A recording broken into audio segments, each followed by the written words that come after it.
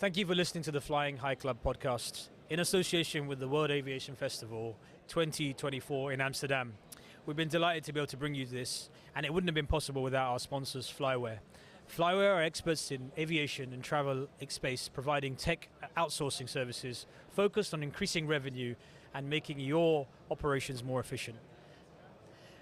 Without their support, we wouldn't be able to bring you what we are bringing you today. And more importantly, what we need you to do is, if you want to find out more about Flyware, please check the caption below for more details. Thank you for subscribing and keep following us. Keep flying high. Welcome everyone to the Flying High Club podcast. We're still live at the Aviation Festival in Amsterdam 2024, and I'm delighted we've got our next episode. We've got an incredible individual here who started and founded 5 commercial airlines. We're going to get into all of that and understand what's going on there and his latest venture and something very exciting. So I'd like to thank and welcome David Neeleman. Thank you. David, how are you? Good. Welcome Thanks to for the having podcast. me. Thank you for coming along. We're in a place, we're full of activity. It's buzzing. I think we're hearing the applause. We're hearing the panels. I know you've been involved in a few of them. I'm going to get straight into it and ask you, why are forums like the Aviation Festival, these conferences, so important to our industry? They're critically important because it not only brings together all of us to be able to talk to each other and socialize, but also learn from each other. But also it's interesting to see all the new technologies and to be able to walk through here and see what other people are thinking, because sometimes we get in our own little bubble and we don't kind of venture out enough to kind of see what the latest and greatest is. Perfect. So that goes on really nicely to my next question is, you've walked around, you're having a look. What are you seeing this year that's, piquing your interest, things you're looking at or themes that you're picking up? For me, my focus right now is on our guest experience. So those things that make our guest experience better, technologies like Wi-Fi in the airplanes.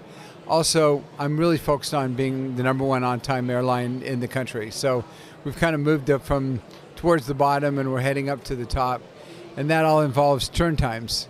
So I found some interesting technologies with AI cameras that are watching planes to document the whole thing. There's also a safety element to that, so that's really important.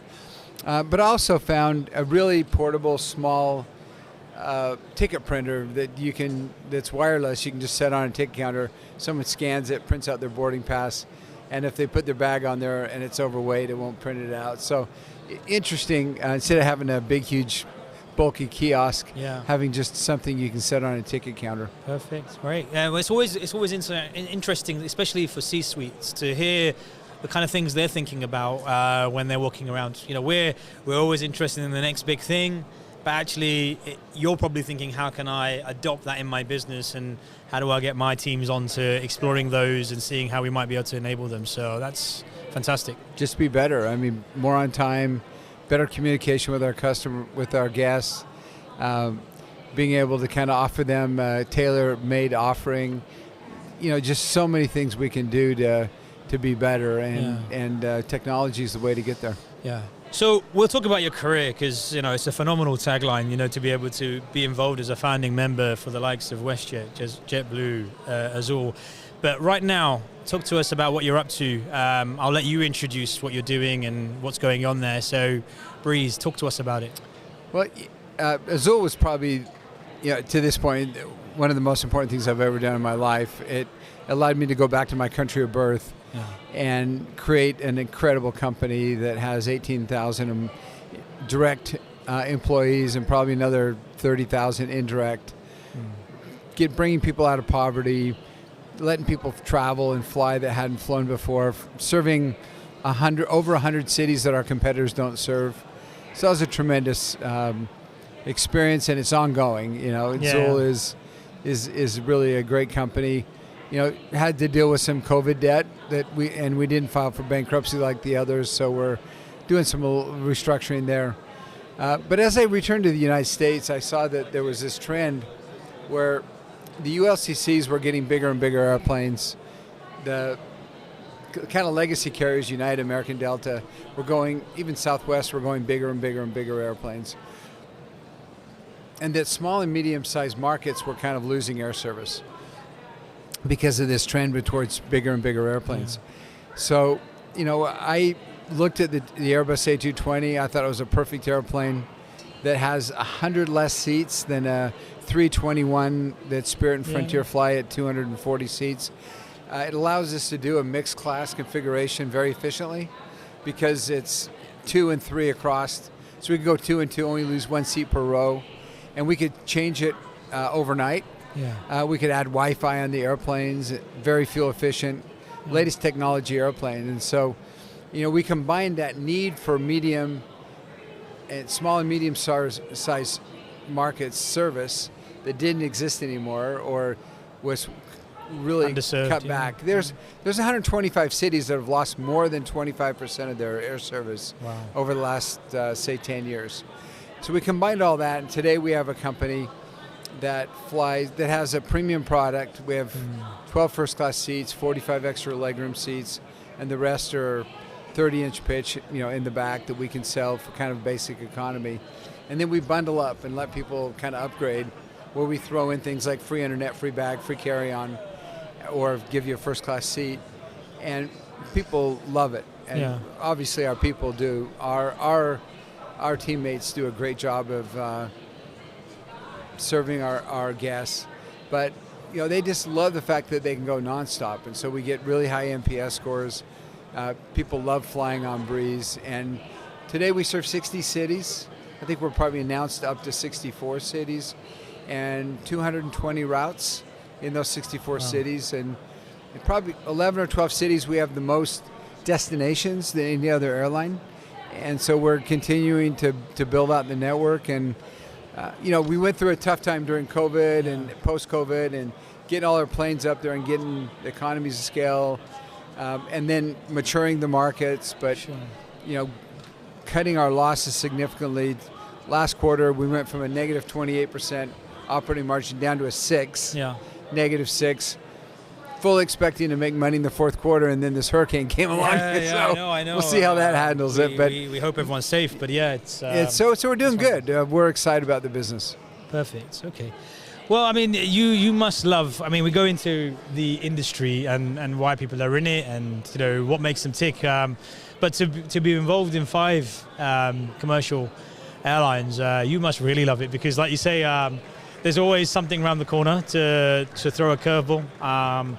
If it isn't weather, if it isn't industrial action, if it isn't economic, if it isn't a pandemic, there's always something around the corner. What gets these creative juices flowing? I'd really be curious to know from yourself, Dave. Me too, actually. It's just temporary insanity, I think. It's just a really interesting business. When I started JetBlue and WestJet before that, Morris Air before that, the airline industry was really suffering. It wasn't a good product. We were by far the better product than everybody else. But it's changed a lot. After 9/11, pretty much all these airlines, with the exception of just 1 or 2, went bankrupt. They were able to clean out their legacy costs. They were able to emulate a lot of what JetBlue was doing, like putting TVs in the seat back pockets, giving free Wi-Fi to everyone. So their product's really good now. They do a really good job, and especially United, Delta. It's a really, really great experience. So you just got to be more creative and better, and think of different ways of doing it, and that keeps me going. But you talked about Azul. Obviously, I think there's a personal connection there as well, in terms of, as you said, going back home. But you've been responsible in some aspects of really upping the ante when it comes to customer experience. Like you said, a lot of the legacy carriers weren't thinking of these enhancements because, maybe they can get away with it. But actually, you came along, whether at the time it was an innovative, creative idea, is kind of shifted the paradigm here in terms of the foundation. You can't get away with that anymore. So whether it's the US public or the Latin American public, they're going to be grateful for that, because you're kind of upping what is the lowest common denominator when it comes to experience. Yeah, and there's no doubt that Delta has TVs in their airplanes, and they're giving free Wi-Fi because of JetBlue. It's just no doubt about it. They've admitted as much that. Same with United, and now United's copying them. So obviously we can take credit for all of that. On the other side, you had Spirit and Frontier that thought, we'll give you a cardboard seat that won't recline. We'll give you a 28-inch pitch or 29-inch pitch, and we're just going to give you a cheap fare. And if you don't want to fly us, that's fine, but we'll have the cheapest fare and the cheapest cost. Well, what happened was United, American, Delta, not only did they put TVs and have Wi-Fi on their airplanes, but with their additional seats on the airplane, they feel like they got those incremental seats for less than what a Spirit or Frontier can have them for. Yeah. So they can match exactly what these guys are doing, and it's kind of a catch-22, because if you have a really big airplane, you have to fly in really thick markets. In really thick markets, the big guys are already there, and they're waiting for you with incremental seats so they can match all your fares.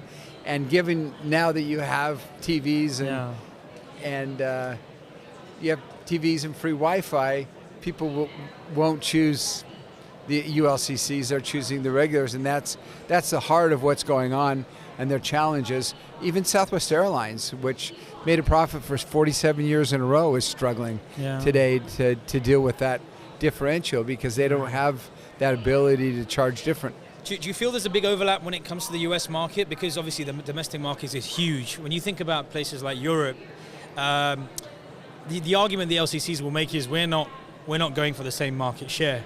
And the danger is when LCCs do delve into the each other's market is where we see the problems, where a legacy carrier trying to compete with an EasyJet, a Ryanair, well, without making the product inferior, they're not going to be able to do that. And actually, because they're not used to doing that, they don't do it very well. Yeah. Do you find that the US market is very different to that? Well, I think the difference in Europe, Ryanair is still killing it. Yeah. They have $24 billion market cap, probably more than every other airline, except for maybe, I think, Delta. So they're still killing it, but they developed their own markets. They didn't go into Heathrow. They didn't go into Charles de Gaulle. They didn't go into these big markets. They said, no, let's go from Stansted and let's find some airports down in the south of France. We won't go to Toulouse Airport. We'll go to some secondary airport that we can get for free.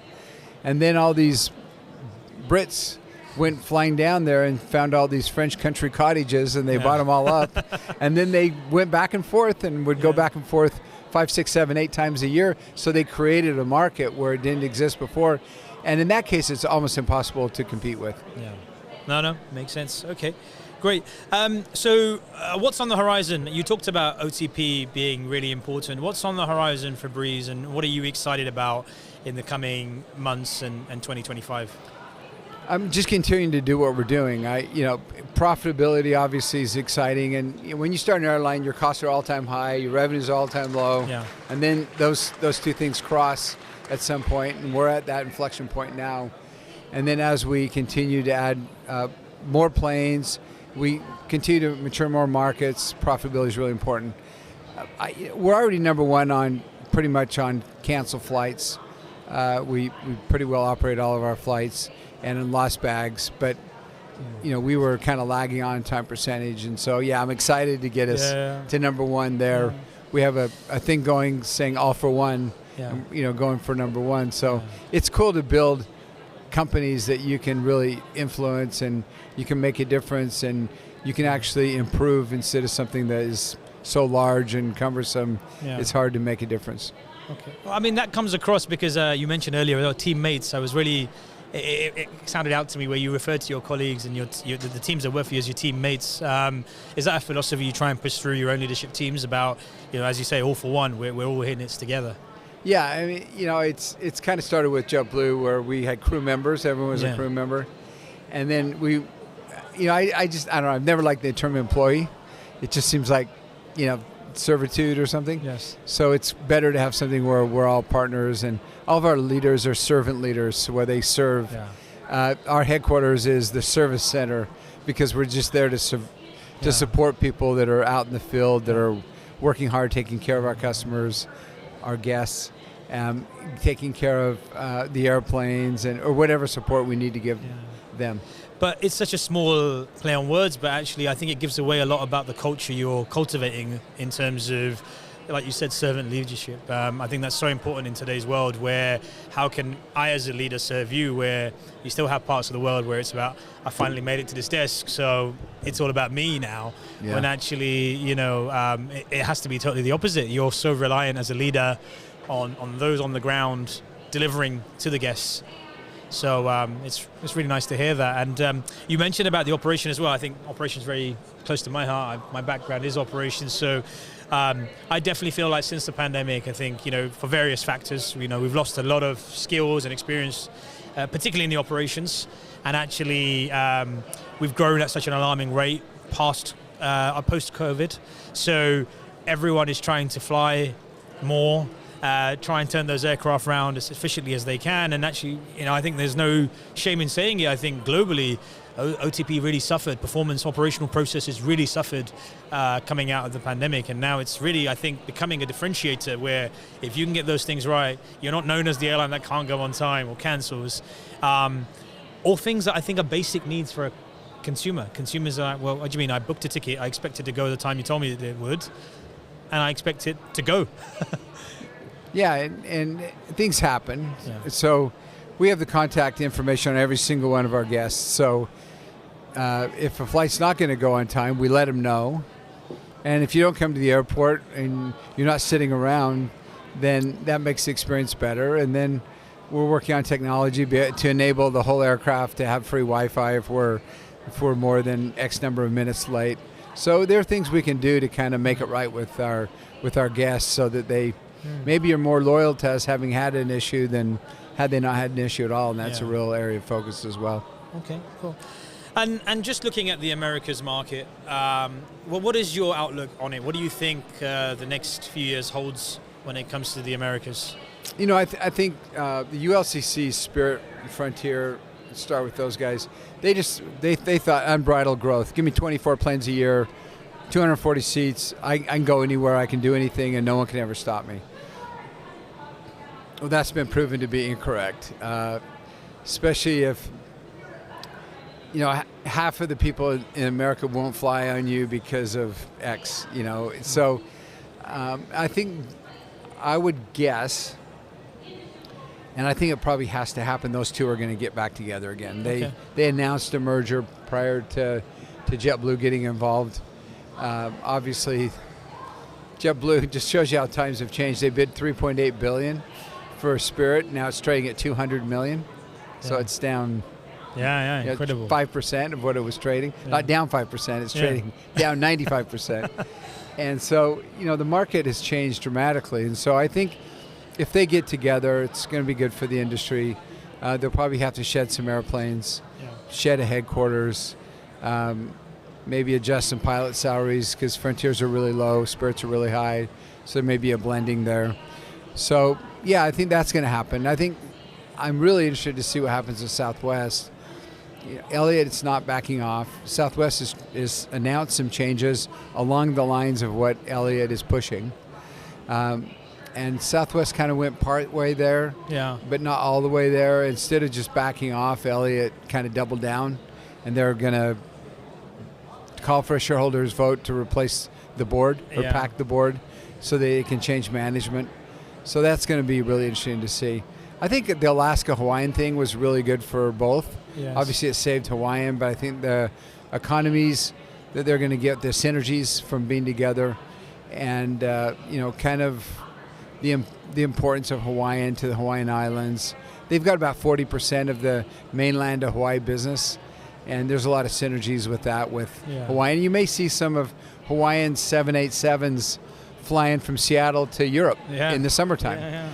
So it gives Alaska kind of an international fleet that they can do stuff on a seasonal basis. Sure. So there's a lot of benefits there. I think that will do well.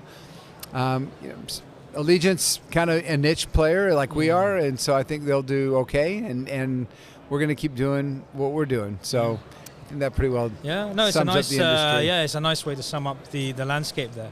Okay, look, I'm going to move on to you now as an individual here, because we talked about the industry, we've talked about Breeze as well. So I think you've already answered the first question I was going to ask, is about your proudest moment, but you gave us that already with Azul, which I think is a incredibly heartwarming story, and something absolutely I can see why you'd be proud of. Looking at yourself and your career, you would have come across some fantastic leaders and people that you work with, and come across mentors that have had a profound effect on your life. What is the best piece of career advice you've been given? Well, I was really close with Herb, even though I went there at Southwest, lasted 6 months. Then he had to fire me because I was causing so much disruption at Southwest. They had some of the same issues they have today. They were slow to change. But he was a good mentor and a good friend. And I think just the way he treated everybody and treated his people, just endured a lot of respect. And so I think I learned the most from Herb, and kind of the way he built that culture and how it was such an important part of the success of Southwest Airlines. Okay.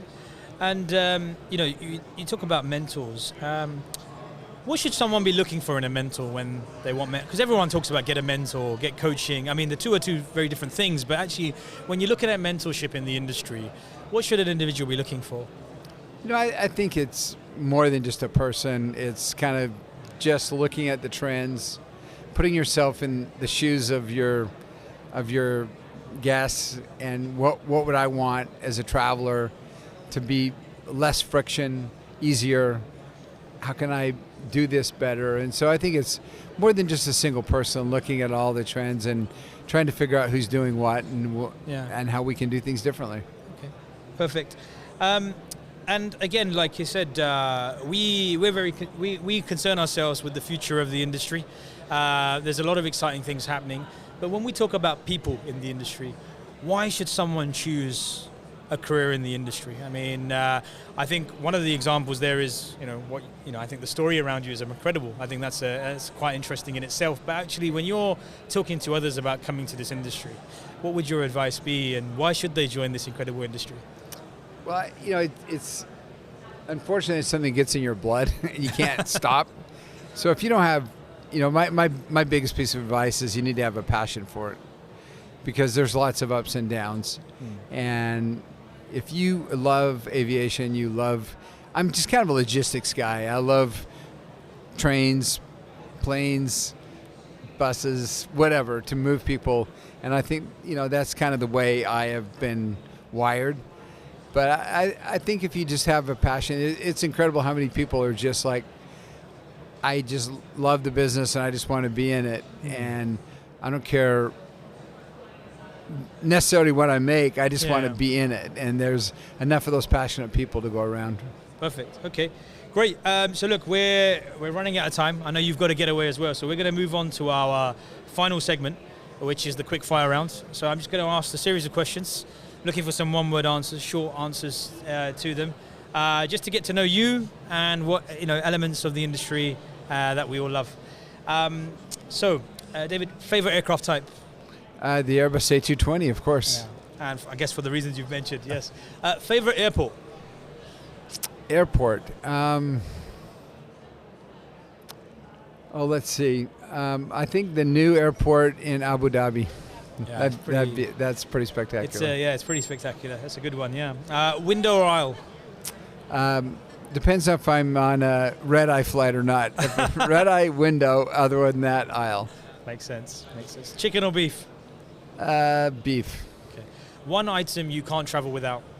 My down pillow. I have a pillow that I stuff in my bag. So I have the same pillow in every single hotel room that I have at home. Incredible, yeah. I guess when you're out traveling, those kind of things matter. A lot. Yeah, sleep you can't replace. Strangest in-flight experience you've ever had? This is kind of gross, but it's when I decided to go with leather seats.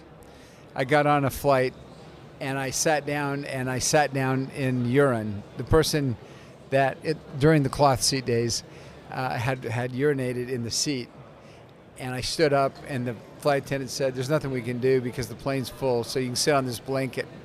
And then the person had moved up one seat, and had urinated again into my socks on the next flight. And so when I got off that flight, I'm like, I'm getting leather seats from now on. And so that's why JetBlue started with leather seats. Well, look, Peter wasn't happy with it, but I sure was, because I wouldn't have to sit in a seat like that again. That's an incredible story. See, some of the things that change on aircraft can be as interesting as that. Okay, dream destination that you haven't been to yet? That I have not been to. My dream destination I have been to many times is Fernando de Noronha, which is an archipelago off the coast of Recife, Brazil. Yeah. 2 of the 5 most beautiful beaches in the world, and limited number of people there. That's a great place. Let's see. I would say maybe Bali. Yeah. Okay. Makes sense. Okay. Earliest aviation memory. Well, I was born in Brazil. My dad was a foreign correspondent. So when I was a little kid, I would fly back and forth. But I think the one that had the biggest impression on me is my dad was doing volunteer work in Bolivia, and there was a brand of Calder painted airplane, DC-8, with a scorpion on the engines that I boarded one time going out of La Paz, Bolivia, and I'll never forget that airplane. And it was a famous painted airplane that Braniff had. That there's several pictures of it around, but it's the Calder DC-8. Nice, incredible. Okay, things that inspire you most about aviation and travel? I think just trying to do it better and differently, and trying to make it less friction, and getting people excited to go places and to see things. I mean, there's just nothing like the excitement of going to visit family or going to see some new sites or something, and being able to do it reliably and for a great price. I love creating that experience for people. Perfect. Things you most hate about the aviation and travel industry? All the talk about SAF fuel drives me crazy. I mean, it'll never happen. It makes zero sense. It's just window dressing. We have a climate problem, but there are a lot better ways to solve it than what's been pushed upon the airlines. And the airlines are just kind of laying down and taking it. I don't think they're really serious about it, but they're just having to give it lip service. But we can offset what we're doing pretty easily on ground transportation, which makes a heck of a lot more sense than trying to do something in the air. Yeah. So your thing is, rather than that, decarbonization is actually the strategy of offsetting is probably the way to go. Yeah, my Tesla makes sense. I have a Tesla. I paid less to drive it than I would if it was a gas car. The same goes for diesel fuel, and it has an added benefit too of we need to figure out who's using diesel other than ourselves and offset that, so there's more diesel on the cut of barrel, and it keeps jet fuel prices down. So you can have a win-win. You can offset your carbon and keep jet fuel prices down. Why wouldn't you want to do that instead of spending $172 billion a year on SAF when all the airlines worldwide only make 30? It makes no sense whatsoever. Interesting take. One historical aviation event you wish you could have witnessed?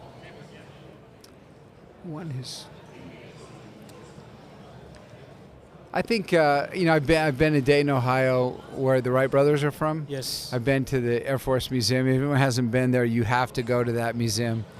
I think once they got back from Kitty Hawk, they built the Wright Flyer 2, and they flew it around Dayton, Ohio. And I think that was really the first flight, because it was a controlled flight, and that's something that would have been fun to see. Cool. And just coming to the end here, future of aviation. I think you maybe gave us a bit of a hint there. Electric planes or supersonic travel? I think supersonic doesn't make any sense. It just uses a disproportionate amount of fuel and maintenance. It's really nice to have, but when you're going 600 miles an hour, that's fast enough. So I think hydrogen, I would say, is probably something that will probably replace fossil fuels. Okay. And then one innovation you think will change air travel in the next decade? I think AI, predictive maintenance, being able to understand fixed planes before they break. Yeah. AI to know your customers better, to be able to offer them unique opportunities. I think those are the things that AI will benefit our industry a lot. Perfect. Well, that's the end of our quickfire round, so thank you very much for taking part. I really appreciate that. And that kind of concludes our conversation as well. So really, really appreciate your time, David. It's been an incredible conversation. I wish we had longer, but I know diaries are tight when it comes to these type of things. But I hope our viewers found it interesting. As always, you need to like, comment, subscribe. That is how we get guests like David along. That's how we show them that we can get their message out to the world and to a wider audience. So every comment, every like, every subscription helps us grow the channel and be able to bring on guests like David. So David, thank you very much again. I wish you all the best. Breeze will be keeping an avid eye, and I love, in summary, what you talk about when it comes to servant leadership. I think that's the biggest thing we'll take away from today, and some incredible knowledge that you've gained over the decades in terms of building these airlines and actually being able to see them running so well at the moment, and actually a legacy that you're leaving behind as well. So thank you very much. You're welcome. Thank you very much. Pleasure. Bye-bye. Take care.